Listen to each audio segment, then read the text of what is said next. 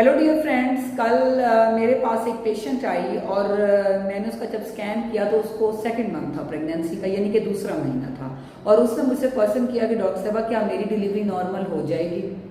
तो उस टाइम पे बहुत सी जो है ख़वातीन भी और जो मुझे सुन रही हैं उनको बहुत अजीब लग रहा होगा कि जी सेकंड मंथ में कैसे एक फीमेल कह सकती है कि जी मेरा नॉर्मल डिलीवरी हो सकती है कि नहीं। ये सवाल तो 8वें 9वें महीने में करने वाला है।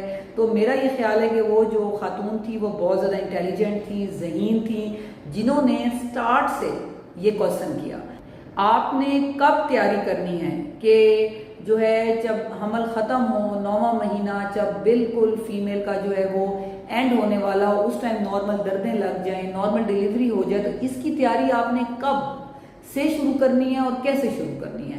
जिस दिन आपको प्रेगनेंसी होती है उस दिन से आपने तैयारी शुरू करनी है। जितना आपका 9 महीने का सफ़र हेल्दी होगा, एक्टिव होंगी आप, जितनी अच्छी आपकी डाइट होगी, जितने अच्छे आपके वाइटल्स होंगे, आपकी लैब्स होंगी, आपका बेबी हेल्दी होगा, वो तभी होगा जब आप खुद हेल्दी होंगी। तो ये तमाम चीज़ें डिसाइड करती हैं कि आपकी मोड ऑफ डिलीवरी क्या है।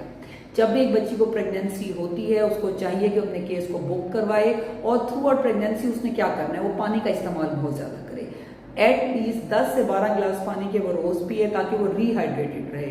जब भी हमल शुरू होता है तो ऑटोमेटिकली उस टाइम पे बीपी ड्रॉप होता है। उस टाइम पे अगर आपने अच्छा पानी पिएंगी, रिहाइड्रेट रहेंगी, तो ऑटोमेटिकली ब्लड सप्लाई माँ को भी और बच्चे को भी अच्छी जाएगी। उसके अलावा आप हेल्दी डाइट लें, डेली का एग लें, आपने डेली दूध लेना है, आपने हफ्ते में 2 दफ़ा गोश्त का इस्तेमाल करना है।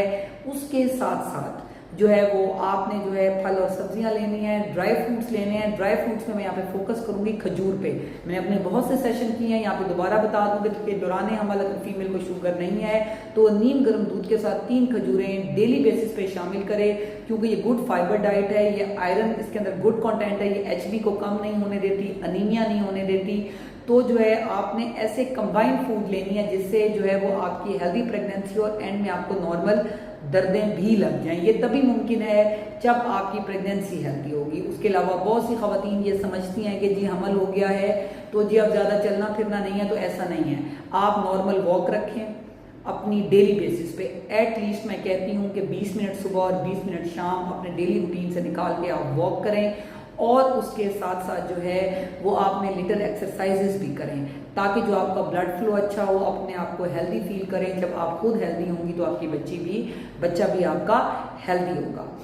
उसके अलावा जो है आपको नॉर्मल दर्दें ही लग जाएं तो उसमें मैं बहुत सी खवातीन को टिप देती हूँ कि जब आपका 9 मंथ स्टार्ट हो जाए तो उसमें तो अगर आपको जब नींद आए तो तभी आपने सोना है, अदरवाइज आप वॉक करती नहीं।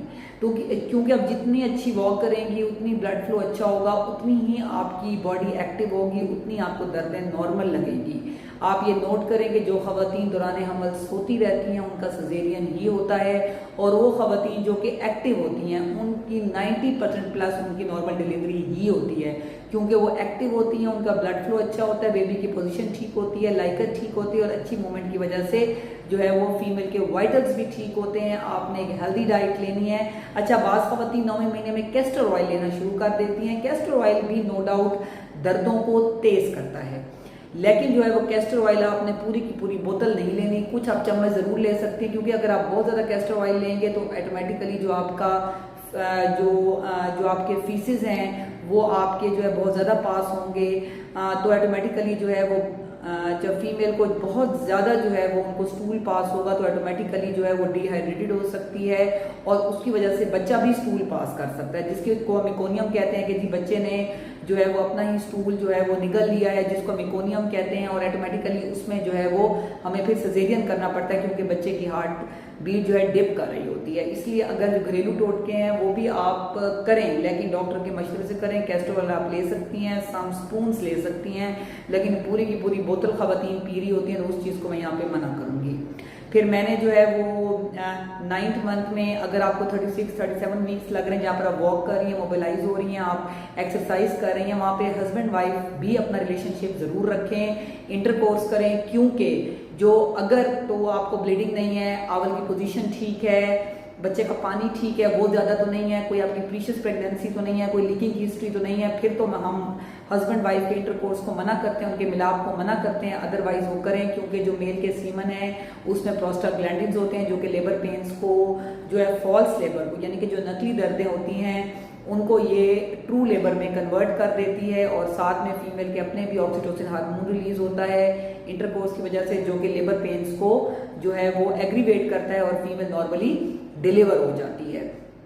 तो आपने इन चीज़ों का ख्याल करना है और फर्स्ट डे ऑफ प्रेगनेंसी से रखना है कि कहीं आपको अनीमिया ना हो, आपके ब्लड प्रेशर लेवल्स ठीक हों, आपके शुगर लेवल्स ठीक हों, आपको कोई कोलेस्ट्रॉल का इशू तो नहीं आ रहा। तो ये तमाम वो इश्यूज अगर आप डॉक्टर को प्रॉपर दिखाएंगी, फर्स्ट डे से दिखाएंगी, मोबिलाइज रहेंगी, हैप्पी रहेंगी, हस्बैंड वाइफ का रिलेशनशिप ठीक होगा, तो ऑटोमेटिकली आपकी हेल्दी प्रेगनेंसी होगी और आपकी जो डिलीवरी है वो नॉर्मल ही होगी। अगर आपके माइंड में कोई और सवाल है तो आप कमेंट सेक्शन में लिख सकती हैं।